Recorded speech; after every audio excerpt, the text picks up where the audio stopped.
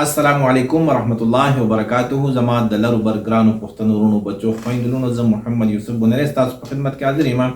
نن درته د غنی خان د لټون د کتاب نه یو ډیر لوړ درس وړاندې کوم چې سرنامه یې د باچا او دا درس د غنی خان د لټون په کتاب کې په 200 په 240مه پاڼه باندې رقم شوی دی.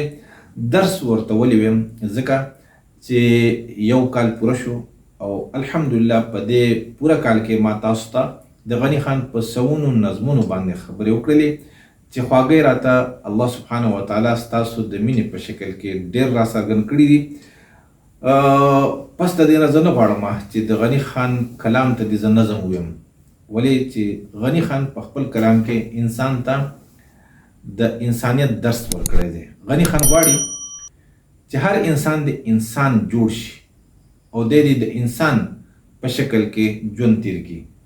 غنی خان غواړي چې د هر انسان د طبیعت نه، د ژوند نه، د ذات نه د حیوانیت او درندګي همیشه دپاره رخصت شي.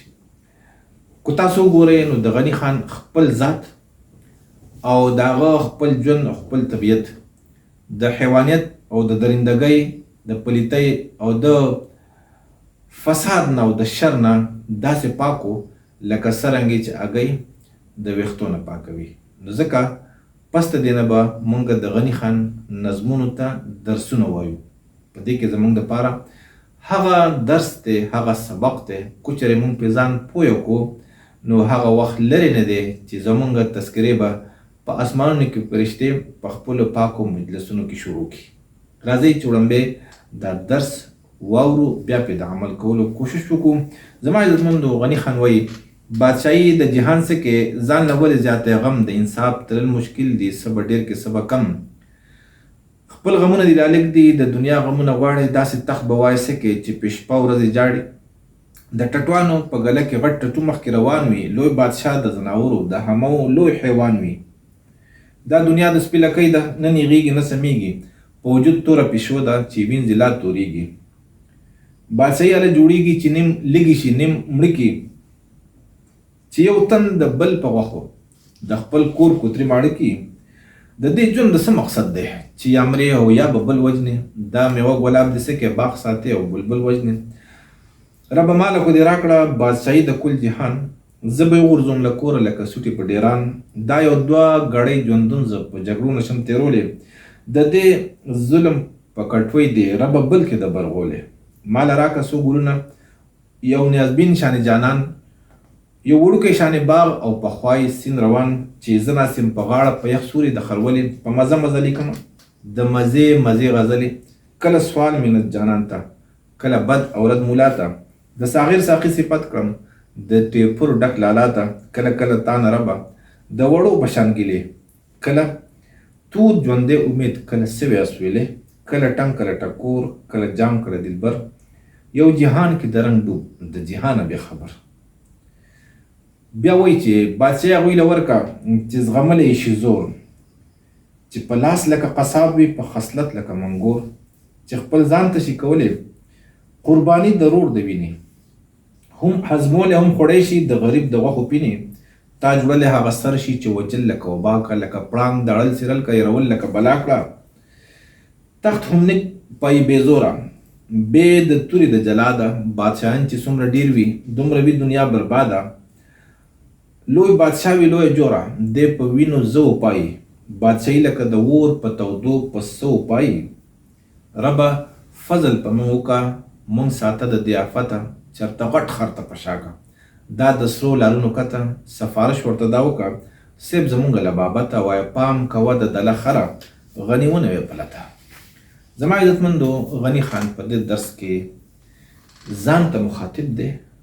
او ما چې دا نظم د غنی خان په وړومبي ځل باندې ولوستو نو د دې د لوستو پورې، یعنې زه چې په الله پوه کړم، نو دغې وخته پورې زما د سیاست سره ډېره زیاته شوق و.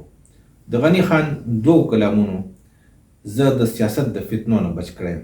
ځکه زه غواړم چېرې موږ چې څه ته هم ګورو، په کوم کار کې هم لاس وراچو، نو په کار دی چېرې موږ د الله والا په سترګو باندې هغې کار ته وګورو. چېرې دا زما د پاره د خیر سبب دی او کنه یو فتنه ده، دا نقصان دی او که ګټه ده. کو چېرې مونږ ځکه مونږ سترګې مونږ ړانده یو، نو کو چېرې مونږ د الله والا په سترګو باندې څیزونو ته کتل شروع کړو، کردارونو ته کتل شروع کړو، نو تاسو یقین وکړئ چې الله سبحانه وتعالی به د ډېرو فتنو نه مونږ بچ کړي. الحمدلله ثم الحمدلله. د غني خان دوه نظمونه چې یو دا باچا دی او بل بادشاهي د جهان، بل یو نظم دی د ګډ وډو په بنیاد باندې په عنوان باندې غني خان لیکلی دی او هغه دی چې را غني ته نه سړی وي نه سړی شو نه بشي. په هغې باندې بیا خبرې چېرته وکړم. په دې باندې ما تاسو ته خبرې مخکې کړي دي، خو دا چونکې کال پوره شو نو زه یم چې دا درس تاسو ته کم ملګري چې نوي راځي او راغلي دي هغوی ته دا زه بیا وړاندې کوم. نو غني خان په دې نظم کې وایي چې ځان ته مخاطب دی بادشاهي د جهان څه کې ځان له ولې زیاتې غم د انصاف تلل مشکل دی څه به ډېر کې څه به کم. زما عزتمندو دا درس چې دی لکه دا صرف د غني خان په شان انسان لیکلی شي او د دنیا د ټولو ژبو په ټولو شاعرانو کې یو شاعر د دې دعوه نشي کولی چې یاره داسې نظم یا دا نظم زما دی او نه موږ د بل شاعر نه توقع کولی شو. ولې؟ ځکه چې غني خان الله سبحانه وتعالی د باچا خان زوی پیدا کړو. باچا خان د پښتنو سردار او باچا خان پښتنو ته سیاست ښوولی دی، باچا خان پښتنو ته بیدارېدل ښوولی دي او د باچا خان سیاسي وارث چې و وړاندې مشرې زوی غني خان و. غني خان له الله سبحانه وتعالی تاج تیار کړو، خو غني خان چې سیاست او بیا د سیاست باریکات ډیر د نږدې نه وکتل نو په یو نتیجه ورسېدو او هغه نتیجه څه ده؟ وایي چې بادشاهي د جهان څه کې ای غني خان د دنیا څه به کوې چې ته ځان د دنیا بادشاه جوړول غواړې؟ ځان مه جوړوه. ځان له ولې زیاتې غم؟ دا بادشاهي خو ځان له غم کتل دي. د انصاف تلل مشکل دي څه به ډېر کې څه به کم. اوس غني خان نظر ته وګوره چې بادشاهي ته په کم نظر ګوري او د دې نورو خلکو نظرونو ته وګوره چې دی بادشاهي ته په کم نظر ګوري. غني خان بادشاهي د انصاف د تللو دپاره حاصلول غواړي او دا د انصاف د تللو یو آله ګڼي او نور خلق د غني خان نه علاوه کم خلق چې دی هغه بادشاهي د کمایې د دولت حاصلولو د عزت او د شهرت موندلو یو سبب ګڼي. په دې کې څومره فرق شو؟ څوک الله والا دی، څوک دنیادار دی. دنیادار بادشاهي ته او تخت ته څه په کم نظر ګوري؟ د ګټې په نظر ګوري چې یاره دې کې بس دولت ګټم، ځکه خو ځان هم وژني او بل هم وژني. زما عزتمندو غني خان بادشاهي ته په دې نظر ګوري چې یاره دا د انصاف د تللو دپاره الله ورکوي. دا یو ازمایش دی، داسې خزانه نه ده چې الله درکړه او واله مزې کوه، نه دا خو ازمایش دی. الله دې ازمي. نو غني خان چې ځان ته وګوري او د زمانې د خلکو ته وګوري نو وایي چې د انصاف تلل مشکل دی. په ټولو کې ګران کار دا د انصاف تلل دی. زما عزتمندو کو د انصاف تلل مشکل نه وي الله به پیغمبران نه راوستل، الله به پیغمبران نه رالیږل. زما عزتمندو نمرود هغه نه انصاف تلل خطا شو، الله سبحانه وتعالی ابراهیم علیه السلام راولیږو. د فرعون نه انصاف تلل خطا شو، الله سبحانه وتعالی ورته موسی علیه السلام راولیږو.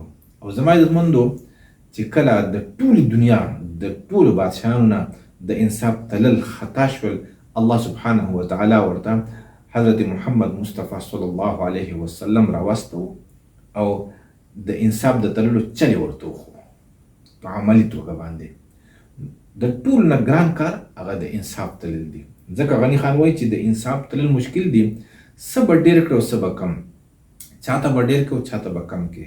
او انصاف هر چاته پوره رسول غواړي. چا څومره حق دی نو دومره به رسوي. کوی لا هغه کمی دی وکړو، لا هغه غفلت دی وکړو، د قیامت په ورځ باندې هم او په دنیا کې هم مجرم او د قیامت په ورځ به هم جوابدeh وي. دا ازمایش دی، داسې انعام نه دی، بادشاهي انعام نه دی، دا ازمایش دی. او ازمایش د څه شي دی؟ د انصاف د تللو دی. او انصاف تل دا ډېر ګران کار دی. خپل غمونه دي لالک دي، د دنیا غمونه غواړي، داسې تخت به وایسته کې چې په شپه ورځې جاړې. غني خان ځان ته مخاطب دی وایي چې د خدای دوسته ستا د خپل غمونه لږ دي، ته د دنیا غمونه غواړې. لکه ته سیاست ته شروع کړی، غني خان سیاسي و، د لوی اسمبلۍ غړی د ټول پښتونخوا نه منتخب شو او دیم په دغې لار روان و، خو الله سبحانه وتعالی ولا د زړه سترګې ورکړې، پوه شو راوګرځېدو. نو دا تېښته نه ده کړې، خو پوه شو چې یاره دا وخت مناسب نه دی زما دپاره. نو خپل غمونه دې لږ دي، د دنیا غمونه غواړې، ستا دا غمونه لږ دي. څومره غمونه دي؟ ته دا ټولې دنیا غم غواړې چې ټولې دنیا غم ته په سر کې د بادشاهي چې ده ما په خپله د نواز شریف د یو رشته دار نه اورېدلي دي، څو څو پېرې راته ویلي دي چې یاره نواز شریف بار بار وایي چې یاره دا تاسو چې ورته تخت وایي دا تخت نه دی، دا د ازغو څادر په سرول دي، دا ډېر ګران کار دی. اگر چې دی د خپل ذات لکه د اوسني بادشاهان دا خو ماده پرست دي، دی خو د خپل ځان د ګټې لپاره کوي، د انصاف د تللو لپاره دی دغې ځای ته ځان نه رسوي، خو بیا هم ورته د ازغو څادر ښکارېږي. نو زما عزتمندو غني خان همدغه خبره کوي چې خپل غمونه دې هلک دي، د دنیا غمونه غواړي او داسې تخت به وایسته کوي چې په شپه ورځې ژاړي. د دغې تخت نه مقصد څه دی؟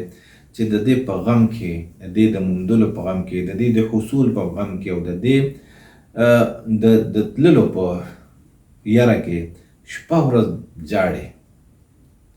تاسو وګورئ د بادشاهانو خوب نه او بیا وایي چې د ټټوانو په ګله کې غټ ټټو مخکې روان وي. لوی بادشاه د ځناورو د همو لوی حیوان وي. دا ډېره لویه غټه خبره ده. دا د ټولې معاشرې د اوسنۍ زمانې انسانان چې دي دا د هغې عکاسي کړې د غني خان په دې کې او ځان ته مخاطب دی وایي چې که ته وایې چې زه مړه زه خو نیک سړی یم او زه دومره سره پکې شته دی چې زه به انصاف تقسیم کړم په ښه توګه باندې، د انصاف تلل به په ښه شان وکړم او زه یو هغه انسان یم چې زما حق دی چې زه بادشاه شم، ځکه چې دا نور غلی دي، دا نور ډاکوان دي، دا نور قاتلان دي او زه نیک سړی یم، ښه سړی یم. نو راشه زه د بادشاه شم او که چېرې ما د بادشاهۍ د حصول تګ ونه کړو نو دا به د قام دپاره د نقصان سبب شي. لکه چې یو نیک سړی هغه د بادشاهۍ د حصول نه ځان په ډډه کړو، نو په دې کې د قام تاوان دی، د ولس تاوان دی. نو بیا غني خان چې ولس ته فکر وکړي، بخښنه غواړم په ډېره بخښنه سره، نو وایي چې د ټټوانو په ګله کې غټ ټټو مخکې روان وي. دا انسانان نه دي زما عزتمندو، دا خو ټټوان دي، خچر چې ورته وایي یا خرونه چې ورته وایي، دا خرونه دي. د ټټوانو په کنډک چې ورته وایي، کنډک، ګلا، قافله چې قافله خو د انسانانو وي که نه، خو موږ ورته قافله ووایو. د ډېره ګواره ورته وایي. د ټټوانو په ګواره کې د ټولو نه مخکې چې روان وي هغه څوک وي؟ هغه غټ ټټو وي. د ټول نه چې غټ او طاقتور ټټو وي هغه ټول نه غټ مخې ته روان وي. لوی بادشاه د ځناورو د همو لوی حیوان وي او د حیوانانو د ځناورو لوی بادشاه چې دی دی به د ټول نه زیات او غټ ځناور وي، د ټول نه غټ طاقتور ځناور وي. یعنی مقصد دا دی چې غني خان ته خو ټیک ته یو د الله ولی او الله سبحانه وتعالی تعالی مقام درکوي چې ته بادشاه شې، نو یوازې به ته څه وکړې؟ ته به یوازې انصاف ونه تلې، ځکه چې ته د چا په سر باندې د چا په برکت باندې چې ته بادشاه شې، دا خو خرونه دي.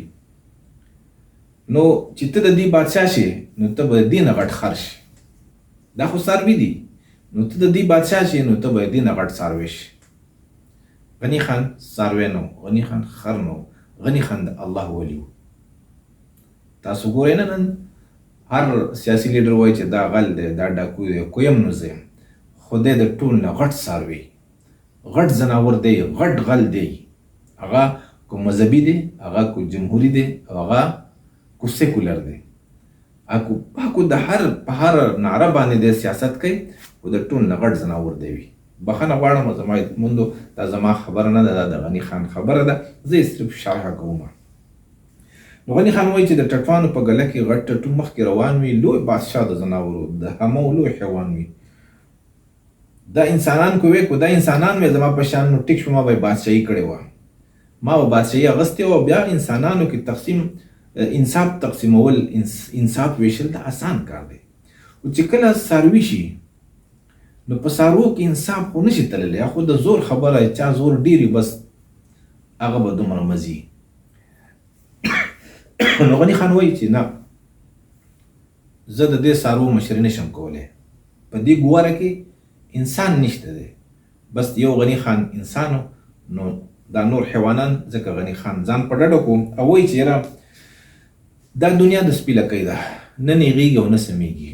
اوس دا دنیا ده، د دې مثال د سپي د لکۍ د سپي لکۍ وایي 100 کاله پرته او په نڅه کې نیغه نه شوله که نه، دا 100 کاله کوم په نڅه کې کېدی، په نیغه نڅه کې بیا یې راواخلې هغه شان به بیا کږه شوي. دا دنیا کو ته ډېره نیغې لکه یقین وکړئ پیغمبرانو نه نیغه کړې، هغو لکه نیغه کړله او بیا د هغو منونکو د څه وخته پورې په خوارو سره په نیغ شکل کې وچلوله، بیا کږه شوه. نو غني خان پوه دی چې یاره دا زما د وس کار نه دی، ځکه چې زما په شان خلق نشته دی، او دا دنیا دا د سپي د لکۍ په شان کږه ده، یعنی د دنیا د خلق چې دی دا کاږه دي، دا ته نشي نیغولی.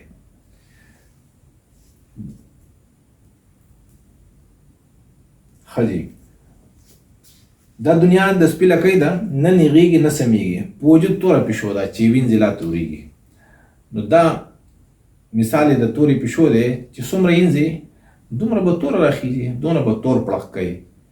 یعنی که ته ډېر ووایې چې دا دنیا ما سمه کړلې، نو چې څومره ته زور کوې د سمولو، څومره وینځې دومره بس ښه راخیږي. بادشاهي هله جوړېږي چې نیم ولګي نیم مړ کړي، چې یو تن د بل په غوښو د خپل کور کوترې ماړه کړي. بادشاهي غني خان وایي چې څنګه به بادشاه جوړېږي، کم سړی بادشاه جوړېدی شي؟ نیم خلق راوچت کا د ځان سره که نه، نیم پې مړه کا، بس بادشاه شوې.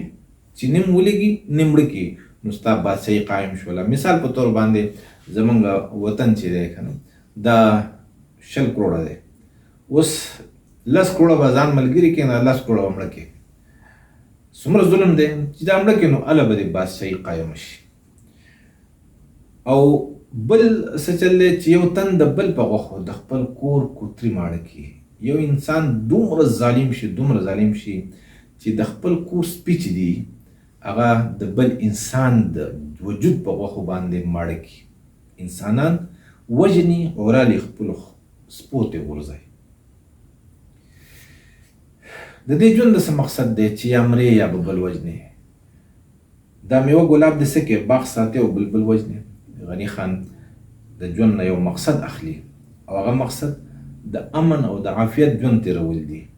نو غني خان وایي چې یاره کله چې ته د بادشاهیت د حصول کوشش کې، نو خامخا خلق به وژنې. نو د دې ژوند د څه مقصد دی چې یا به چې خلق وژنې نو خلق به تا هم وژني. نو د دې داسې مقصد شته دی چې یا به په خپله مرې یا به بل وژنې.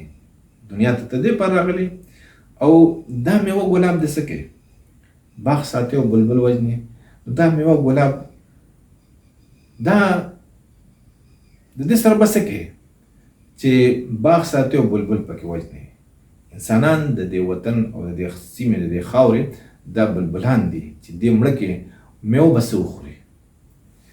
او بیا دعا کوي او الله ته سره خبره کوي، رب ماله که دې راکړه بادشاهي د کل جهان. دا یې عزم دی، پخه اراده دغلته کې د سیاست نه بالکل لاس په سر شي او بالکل یوټن واخلي. رب ماله که دې راکړه بادشاهي د کل جهان، زه به یې وغورځوم له کوره لکه سوټي په ډېران. یا الله دا بادشاهي دا کم چې خلق غواړي، دغه د ظلم نه ډکه بادشاهي دا کو دې ماله راکړه، نو د ټول دنیا بادشاهي کو دې راکړه، نو زه به یې داسې د کور نه وغورځم لکه څنګه چې د کور نه خلق غول او غوشان دا سوټې په ډېران باندې غورځوي. غني خان واقعي غني دی. دا څوک چې غنیان نه فقیران وي که نه، هغوی وایي ما بادشاه که.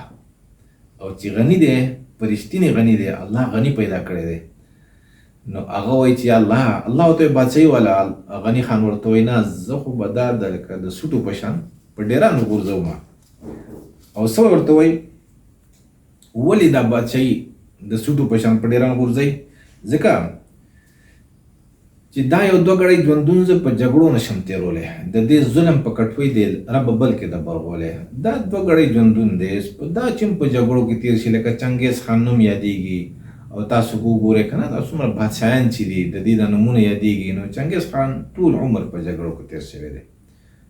سکندر یادېږي، سکندر اعظم د هغه ټول عمر په جنګونو کې تېر شوی دی. دا اورنګزیب عالمګیر یادېږي، ټول عمر په جنګونو کې تېر شوی دی. شیرشاه سوري یادېږي، ټول عمر په جنګونو کې تېر شوی دی. نو دا ژوند چې دی دوه ګړی ژوندون دا الله د جګړو دپاره نه یې راکړی، دا زه په جګړو نشم تېرولی. او یا الله دا بادشاهي چې کله د انصاف د تللو لپاره نه شي نو دا د ظلم کټوۍ ته جوړه شي. نو یا الله دا د ظلم کټوۍ ده، دا د انصاف د تللو دپاره خلق یعنی د دې پسې کوشش نه کوي چې خلق د دې د موندلو د حصول چې کومه کوشش کوي هغه د دې لپاره نه چې د انصاف خلقو له ورکړم، بلکې د دې لپاره دی چې زه د خلقو وینې وڅکم. نو دا د ظلم کټوۍ شوه. یا الله په دې باندې بل برغولی کې د برغولی سر ته وایي، کټوۍ او د کټوۍ سر یې نو هغې ته برغولی وایي. نو یا الله دا د ظلم کټوۍ ده او زه ظالم نه یم، نو ما د دې ظلم په دې کټوۍ باندې برغولی کومه، ما پې مږده د سر په شکل کې. یا الله دې له بل ظالم پیدا کړه. او څه غواړي غني خان مزاج څه دی، طبیعت څه دی؟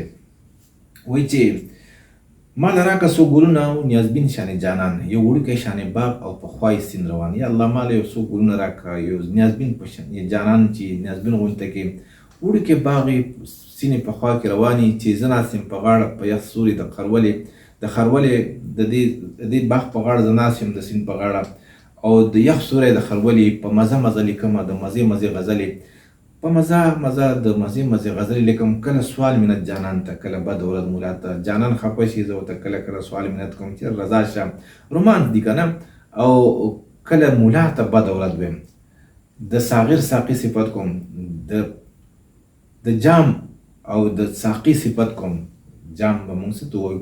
الله سبحانه وتعالی مینه چې دغه جام دی، ساقي چې دی هغه الله هم کېدی شو د الله رسول صلی الله علیه وسلم هغه ساقي دی. نو د دې تعریف کومه د ټیپور ډک لالا ته، دا څوک چې د دنیا حصول کوي دا د ټیپور لالاګان دي. څوک چې د الله د مینې د خوند نه محرومه دي دې ټیپور خوري.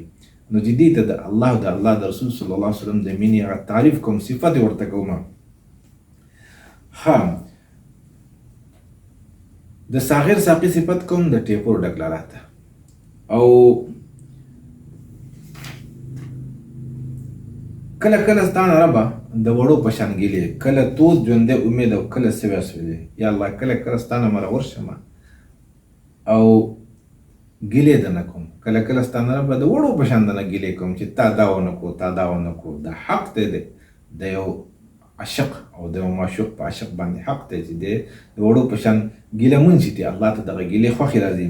نو کله کله ستا نه ربه د وړو په شان ګیلې، کله تود ژوندی امید، کله داسې تود او ژوندی امید، کله سوی اسویلی، کله په امید کې ما، او کله کله داسې کیفیت چې یو سوی اسویلی چې الله کله ورته په لاس راځي. کله ټنګ کله ټکور، کله جام کله دلبر، کله ټنګ ټکور وي او کله جام وي کله دلبر وي.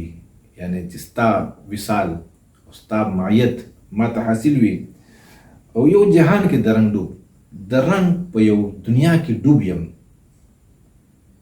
د جهانه بې خبر، د دې جهانه بې خبر. دا کوم دنیا چې د دې دنیا نه زه بې خبر، د کومو د رنګونو په دنیا کې ستا د مینې او ستا د خوندونو په دنیا کې ډوب.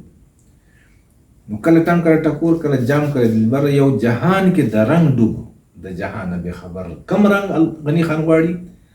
د هغه رنګ چې هغه جهان چې هغه د رنګ د کم رنګ نه ډوبي، د کم رنګ نه رنګینې دغه جهان د الله د مینې او د انسان د انسانیت. نو په دغه کې ډوب او د جهانه بې خبر، دنیا کې څه کېږي د دې نه بلکل بې خبر وي. بیا لیکي غني خان چې بادشاهي هغو له ورکړه چې زغملی شي زور. یا الله بادشاهي هغې خلکو له ورکړه چې دی زور زغملی شي. ظالم وي په چا څه کار نه وي.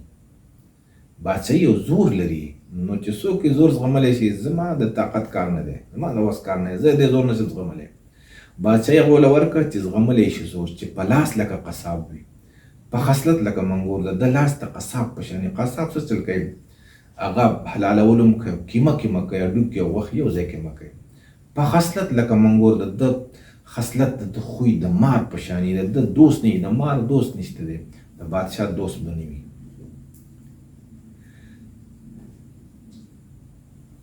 چې خپل ځان ته شي کولی قرباني د رور د وینې.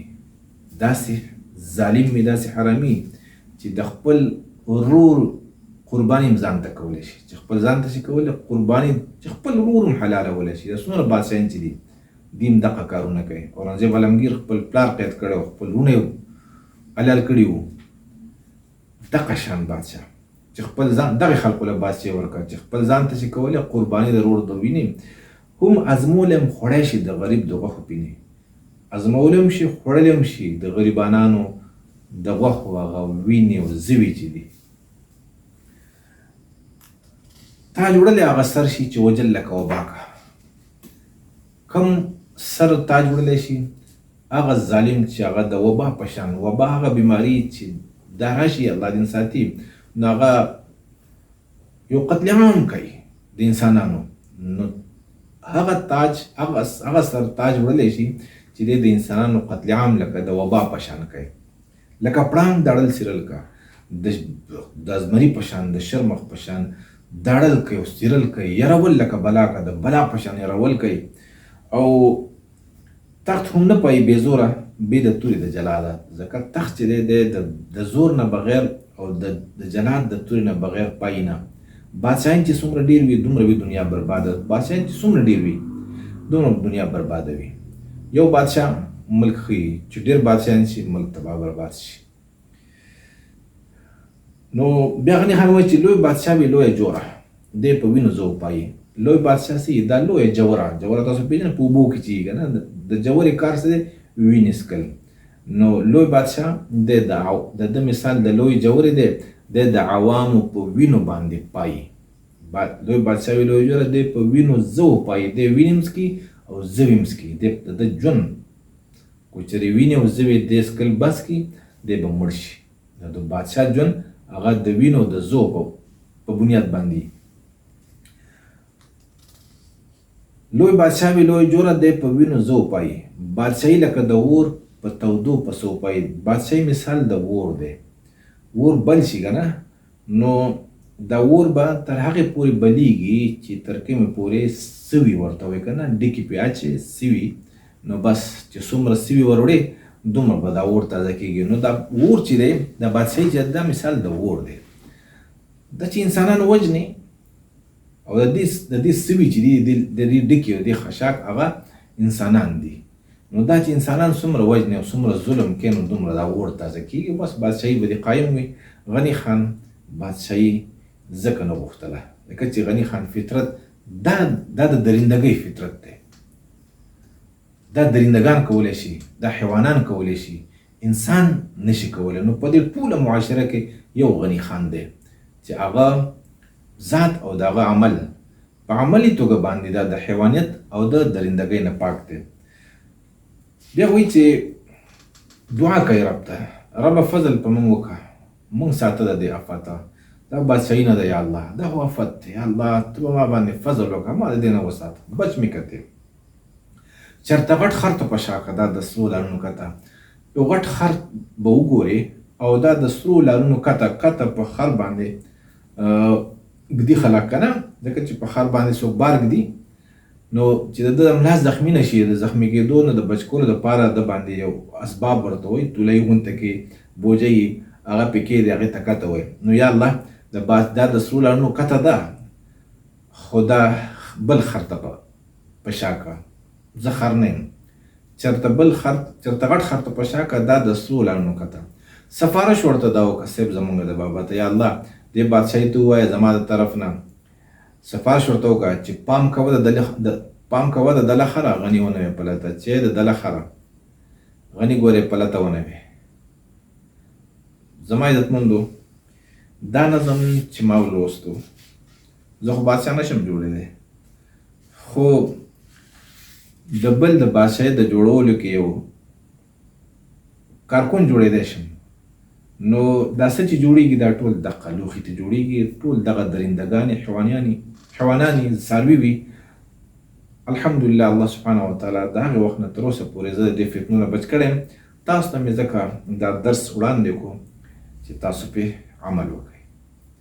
انسانان شو او د انسانیت محنت شروع کړو، چېرې زمونږ نه چې پیدا کېږي او زمونږ په کور کې چې څوک دا ټول په ټول انسانان وي، ځکه چې د مستقبل هغه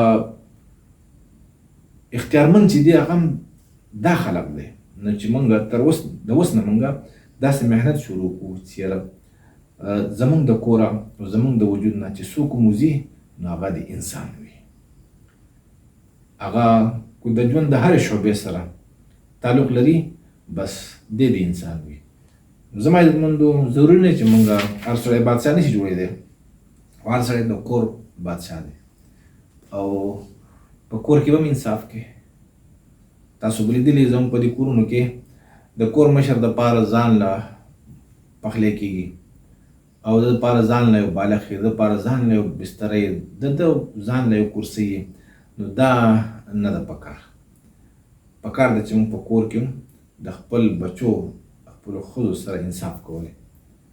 نو کیدای شي چې الله سبحانه وتعالی موږ داسې ځای ته ورسوي چېرې بیا موږ د علاقې سره انصاف کوونکي جوړ شو، بیا موږ د وطن سره د ټولې سیمې سره انصاف کوونکي جوړ شو. الله مو قدر وکړه، کو چې دا خبرې ستاسو خوښ شوي نورو ته ورسوئ. عزتمند شئ.